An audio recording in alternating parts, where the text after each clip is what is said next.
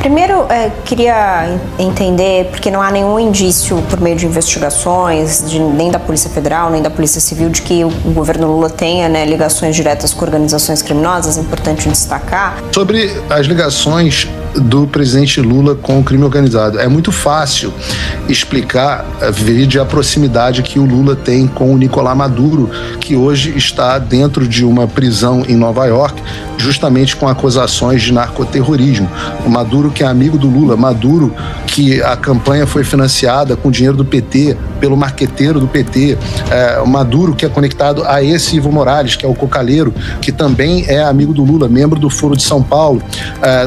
É muito fácil explicar que a primeira-dama do tráfico sendo recebida dentro dos ministérios do governo Lula. É muito fácil explicar a forma como o Lula e o próprio ministro da Justiça, que hoje é ministro do Supremo Tribunal Federal, acessam comunidades dominadas pelo tráfico de drogas no Rio de Janeiro.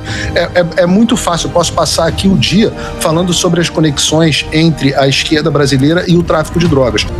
E essa certamente é a melhor notícia do dia. O governo dos Estados Unidos decidiu classificar as facções brasileiras Comando Vermelho, CV, e o primeiro comando da capital, PCC, como organizações terroristas. Em comunicado publicado nesta quinta-feira, dia 28/5, o secretário de Estado americano Marco Rubio afirmou que o CV e o PCC são duas organizações criminosas mais violentas do Brasil e que serão designadas como organizações terroristas estrangeiras a partir do dia 5 de junho, ou seja, do mês que vem. Oi, Paulo, seja muito bem-vindo ao Poder Expresso, um prazer conversar com você. Paulo, Flávio Bolsonaro, ele não teve só com o presidente Donald Trump, só entre aspas, né? Ele também se reuniu com o J.D. Vance, com o vice-presidente, teve com o secretário adjunto de Estado, teve com um dos principais assessores do presidente. Eu queria que você começasse fazendo para nós um balanço dessa viagem. Qual que você que estava presente em todas as reuniões, inclusive na reunião com o Trump, qual que você acha que foram os pontos mais importantes tratados por Flávio Bolsonaro nos Estados Unidos?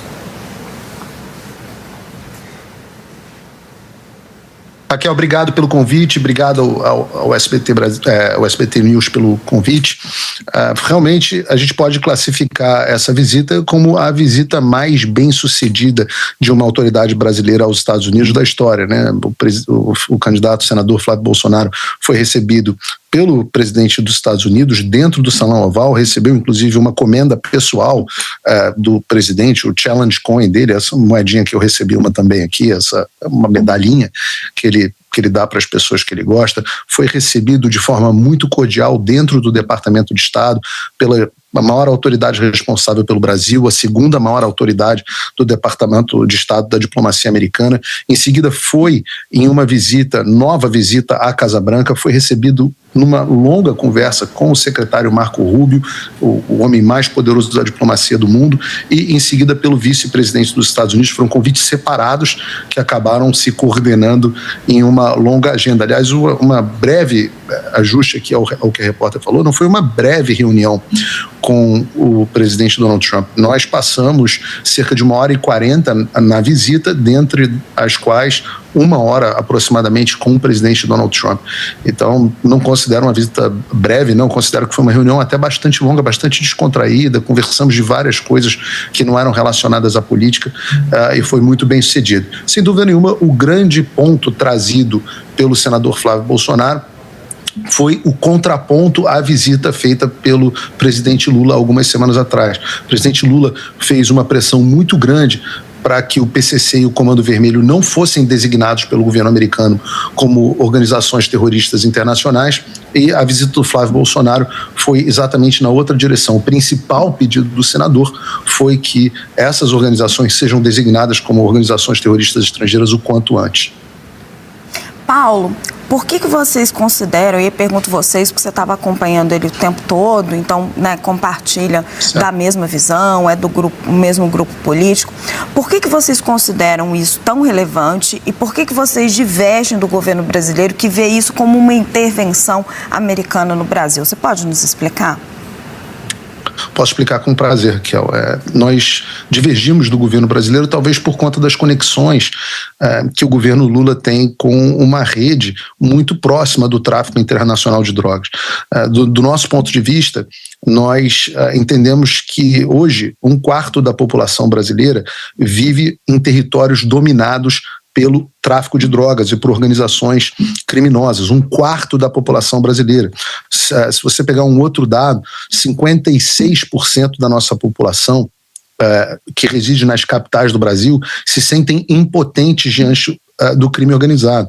Eu sou do Rio, eu vivi isso muito perto, eu sei o que é viver numa cidade que é dominada por organizações que agem de fato como terroristas, organizações que fecham ruas, organizações que queimam ônibus, organizações que tocam terror e as pessoas não conseguem trabalhar, organizações que impedem que o Estado chegue na casa das pessoas mais vulneráveis, porque, claro, o rico acaba sofrendo um pouco menos, vive no condomínio, anda de carro blindado, a classe média mais sofre, a classe média sofre, mas acima de tudo quem mais sofre é o pobre que não consegue chamar uma ambulância porque a rua está bloqueada pelo SAMU, o pobre que não tem alternativa para comprar gás porque tem que comprar com a milícia ou com o tráfico, que hoje em dia virou a mesma coisa, o pobre que tem que pagar a internet dessas pessoas, a TV a cabo, o pobre que tem que pagar a proteção para ter o seu estabelecimento dentro de uma favela, dentro de uma comunidade. Então, isso pro senador Flávio Bolsonaro, e é uma ideia que eu incorporo também, que é muito minha também, isso é muito caro. É hoje um dos maiores problemas que o Brasil tem. Quando você pega, por exemplo, de novo, a minha cidade, o Rio de Janeiro é talvez a cidade mais bonita do planeta Terra. Por que o Rio de Janeiro tem um número? Eu moro hoje em Orlando. Orlando recebe 70 milhões de visitantes por ano. O Rio de Janeiro recebe 1 milhão. Por quê? Por um motivo muito simples. Porque o Rio de Janeiro é um lugar inseguro e percebido como inseguro. E é inseguro não por conta dessas organizações, não por conta apenas de crimes locais, mas por conta dessas organizações que são hoje organizações transnacionais, elas estão fora do Brasil. A gente está acompanhando agora, por exemplo, o caso do traficante que está sendo extraditado para o Brasil, que foi preso na Bolívia. Na mesma Bolívia do cocaleiro Ivo Molares, amigo do Lula, membro do Foro de São Paulo, que está tentando dar um golpe de Estado no presidente Luiz Arce. Não é golpe de Estado com batom e Bíblia, não. É golpe de Estado mesmo, fechando a rua. Cochabamba e acho que La Paz, as duas cidades estão fechadas. Então isso é muito caro para a gente. A destruição dessa rede é uma coisa muito cara. E eu posso dizer uma coisa a você, Raquel. Choca as autoridades americanas e chocou as autoridades americanas quando o presidente Lula veio algumas semanas atrás aos Estados Unidos para fazer lobby em favor de traficantes. Choca as autoridades americanas. Isso é uma vergonha para o Brasil e eu acho que eles tiveram uma visão muito positiva de ver que há uma alternativa no Brasil que é contra o crime organizado, com todas as consequências que isso tem para os Estados Unidos. Hoje o PCC e o Comando Vermelho lavam dinheiro para todas as organizações terroristas do mundo e para todos os cartéis já sancionados pelos Estados Unidos. Então, eu creio que se isso acontecer, se essa designação acontecer, Flávio Bolsonaro terá feito mais pela segurança pública no Brasil como pré-candidato do que Lula fez em 3 mandatos como presidente. Paulo, nossos analistas também querem conversar com você. Vou chamar o Yander Porcela. Paulo, houve relatos de que nessa conversa o presidente Donald Trump chegou a mencionar o presidente Lula, teria feito elogios ao presidente Lula. Eu queria que você relatasse para a gente como foi essa conversa, essa menção ao Lula e se vocês fizeram algum tipo de contraponto. Claro que foi mencionado o presidente Lula. Nós fomos lá, inclusive, para contrapor a visita do presidente Lula. Então, obviamente, o nome do Lula foi mencionado. Ele não fez elogios, ele fez um elogio, falou, ele é muito dinâmico. E fez outros comentários, que não foram muito elogiosos, eu posso dizer assim, que eu não posso comentar aqui, porque senão eu estaria violando aqui a privacidade de uma reunião com o presidente dos Estados Unidos. Não sei se ele gostaria de externar isso. Posso falar a respeito do dinamismo, porque foi algo que ele próprio postou nas redes sociais após o encontro. Mas sim, nós fizemos um contraponto, explicamos o que o Lula está fazendo com o Brasil, a conexão dele e benevolência dele, inclusive, com essas organizações criminosas, explicamos a situação na qual se encontra o Brasil, o problema do endividamento das famílias brasileiras, a situação da dificuldade da insegurança jurídica, muito importante, falamos sobre a questão da liberdade de expressão. O governo Lula emitiu 2 decretos na semana passada que cercearam ainda mais a liberdade de expressão do povo brasileiro. Então, falamos, sim, sobre o presidente Lula e fizemos um contraponto ao desastre que ele está fazendo no Brasil para falar como será diferente um governo Flávio Bolsonaro a partir de janeiro de 2027. Passo a palavra para Vitória Abel, Paulo. Olá, Paulo. Primeiro, queria entender, porque não há nenhum indício por meio de investigações, nem da Polícia Federal, nem da Polícia Civil, de que o governo Lula tenha, né, ligações diretas com organizações criminosas, é importante destacar, mas eu queria que o senhor destacasse para a gente, principalmente, como que agora Flávio Bolsonaro, diante das recentes indícios de ligação dele com Daniel Vorcaro, por meio do caso Dark Horse, como que ele vai se posicionar na campanha presidencial que vai ocorrer até outubro desse ano. Isso acabou prejudicando ele de alguma forma nas pesquisas de intenções de voto. Queria saber se também esse encontro com Trump faz parte de uma estratégia de fato para Flávio Bolsonaro se recolocar no jogo. Sobre as ligações do presidente Lula com o crime organizado. É muito fácil explicar, vide a proximidade que o Lula tem com o Nicolás Maduro, que hoje está dentro de uma prisão em Nova York, justamente com acusações de narcoterrorismo. O Maduro, que é amigo do Lula, Maduro, que a campanha foi financiada com dinheiro do PT, pelo marqueteiro do PT, o Maduro, que é conectado a esse Evo Morales, que é o cocaleiro, que também é amigo do Lula, membro do Foro de São Paulo. É muito fácil explicar que a primeira-dama do tráfico sendo recebida dentro dos ministérios do governo Lula. É muito fácil explicar a forma como o Lula e o próprio ministro da Justiça, que hoje é ministro do Supremo Tribunal Federal, acessam comunidades dominadas pelo tráfico de drogas no Rio de Janeiro. É muito fácil. Eu posso passar aqui o dia falando sobre as conexões entre a esquerda brasileira e o tráfico de drogas. O fato da Polícia Federal não investigar realmente é meio curioso, né? Você pode pensar aqui que as pessoas que mais combateram o tráfico de drogas hoje no Brasil estão todas na prisão. O presidente Bolsonaro, o presidente que mais apreendeu drogas no Brasil, está na prisão. O vice-presidente da República, o general Braga Neto, responsável pela intervenção no Rio de Janeiro, que foi, inclusive, o que moralizou o tráfico de drogas no Rio de Janeiro, está na prisão. Anderson Torres, ministro da Justiça que mais apreendeu drogas, está na prisão. Quem mais? Silvinês Vasquez, o diretor-geral da PRF, que recordista de apreensão de drogas, está na prisão. Então, no Brasil, está na prisão quem combate o crime organizado e está dentro do ministério do governo Lula, frequentando os órgãos do governo Lula, aqueles que são ligados ao tráfico, né? Eu não vou nem falar agora da Joslane, sei lá, essa influenciadora aí que morre de amores pro Lula, Lula é como se fosse um pai para ela, e a tentativa de assassinato ao Flávio Bolsonaro. A gente pode falar de bastante aqui dessas conexões, mas eu não quero tomar toda a entrevista para falar sobre isso, porque eu quero focar na visita. E sim, a visita foi muito bem sucedida, a população brasileira recebeu muito bem, e os levantamentos aos quais eu tive acesso mostram que reverteram completamente aquela bobagem envolvendo o Dark Horse, que foi, digamos assim, superada, pelo menos segundo os levantamentos na internet. Paulo, eu queria focar nas articulações. Não é fácil conseguir a agenda de todas essas autoridades no espaço de 2 dias. Queria falar um pouquinho do seu papel e do papel do Eduardo Bolsonaro.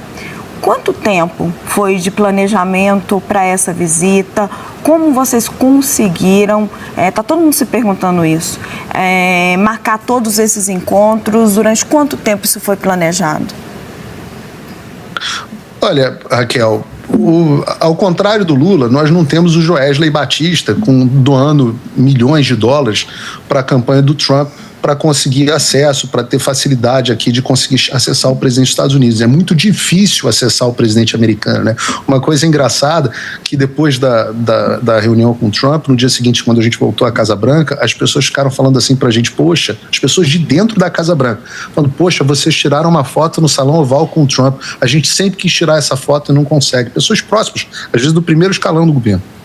Então, é muito difícil, sim, ter acesso ao presidente dos Estados Unidos. Agora, acontece que o ex-deputado Eduardo Bolsonaro abriu mão do mandato dele justamente para se dedicar a essa atividade nos Estados Unidos, né? Ele sabia o que aconteceria, sabia que se continuasse com essa atividade no Brasil ele seria perseguido e, num gesto altruísta, abriu mão de todo um mandato pelo qual as pessoas brigam e uma eleição quase que certa para o Senado de São Paulo. Ele abriu mão de tudo isso para se dedicar a essa articulação internacional que ele faz com muita qualidade, com muita maestria. Então eu pude testemunhar, por exemplo, a forma como o senador Flávio Bolsonaro foi recebido no Chile na posse do novo presidente Kast, ou como foi recebido em Israel pelo primeiro-ministro Netanyahu, ou foi quando foi recebido pela família Al-Khalifa no Bahrein, ou foi como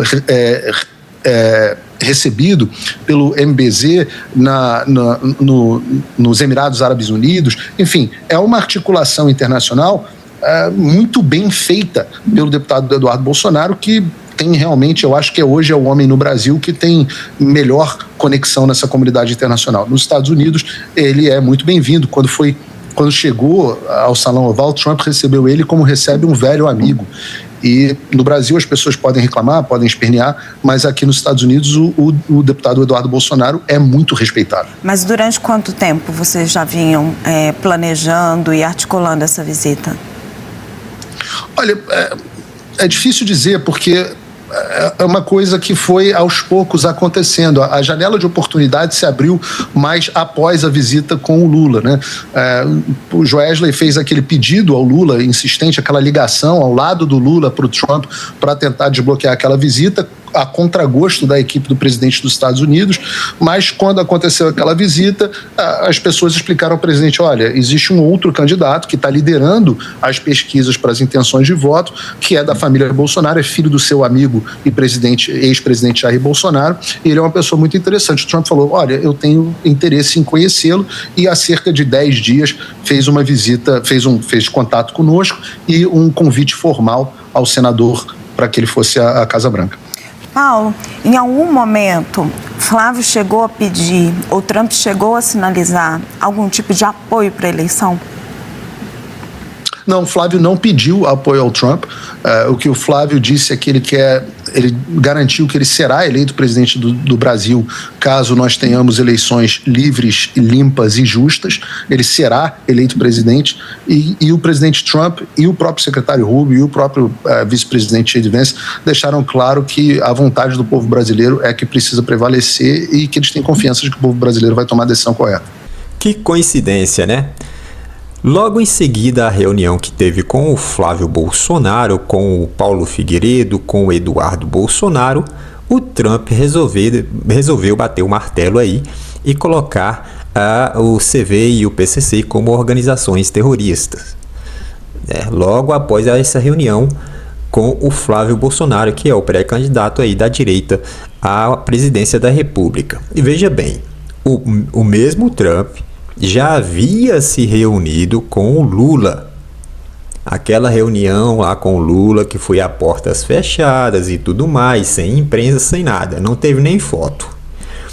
Então, nessa reunião com o Lula, houve aí uma conversa também, e que ninguém ficou sabendo, na verdade, o conteúdo da conversa. E aí o Lula deu a entrevista logo na sequência à imprensa e falou que ia conversar, que o membro do governo Trump, membros do governo Trump iriam conversar com membros do governo dele, do Lula, e para acertar as arestas, acertar as pontas aí, para que a coisa andasse. E uma das questões que, segundo o Lula, foi colocado à mesa é a questão do combate ao crime organizado, que é uma pauta aí que o Trump vem batendo aí há muito tempo, né? Vem combatendo há muito tempo. Então, houve essa conversa com o Lula, não teve nenhum acordo, o Lula também não sinalizou de atender, né, que iria atender a demanda do Trump. Então o Trump falou assim: pô, esse Lula tá com lorota comigo, eu vou apoiar o Flávio, porque eu acho que com o Flávio vai dar jogo. E foi exatamente o que aconteceu, né? Foi exatamente o que aconteceu na reunião com o Flávio colocou todas as demandas, né? Falou que, ao contrário do Lula, ele quer que, de fato, o CV e o PCC, ele queria, né? Porque já aconteceu o que ele estava pleiteando aí com o Trump. Então ele explanou da vontade dele da vontade dele e da maioria do povo brasileiro de que o PCC e o CV fosse colocado aí como organizações terroristas, que é o que são. E de fato aconteceu logo depois do dia da reunião com o Trump. No dia seguinte, o Flávio se reuniu com Marco Rubio, que é o secretário de Estado, se reuniu também com o vice-presidente da República, Eudê Vance, e se reuniu também com outros secretários ali, com Landau e tudo mais. E aí, um dia posterior a todas essas reuniões, que foi ontem, no dia de ontem, veio aí a grande notícia de que os Estados Unidos, através do secretário Marco Rubio, estavam classificando o PCC e o CV como grupos terroristas, como organizações terroristas estrangeiras. Uma grande vitória aí para a direita, uma grande vitória para o povo brasileiro, uma grande vitória para o Brasil, graças à ajuda aí dos Estados Unidos. Evidentemente que os Estados Unidos não está fazendo nenhum favor ao Brasil. Os Estados Unidos, na verdade, os Estados Unidos têm interesses aí por trás, né? Tem interesses aí por trás, que é justamente o que o Trump já deixou muito bem claro, né? Que o mercado do narcotráfico, né, a nível mundial, seria combatido no seu governo, e é justamente isso que ele está fazendo, e fazendo muito bem, por sinal. E chegou então a vez do Brasil. E aí fica aquela pergunta: será que vai haver interferência? Será que vai interferência no sentido de os Estados Unidos intervir aqui no Brasil? O Lula já está preocupado. O Lula já está preocupado porque agora os Estados Unidos vai poder agir aqui em território brasileiro, segundo aí algumas pessoas estão especulando e falando que os Estados Unidos vai poder agir aqui contra os terroristas em território brasileiro. Será que isso vai acontecer? O Lula falou que não vai admitir nenhuma intervenção estrangeira aqui no Brasil. Bom, o que o Lula fala não se escreve, né? Eu sei que ele ficou irritadinho aí, já tá irritadinho, já tá surtado e o pau tá quebrando. Bom, vamos esperar as cenas dos próximos capítulos, vamos esperar as ações dos Estados Unidos referente ao PCC e o CV aqui no Brasil. Vamos ver o que vai acontecer com o segmento dessa história, não é isso? Por esse vídeo é isso, se inscreva no canal, deixe o seu comentário, deixe também o seu like e até breve.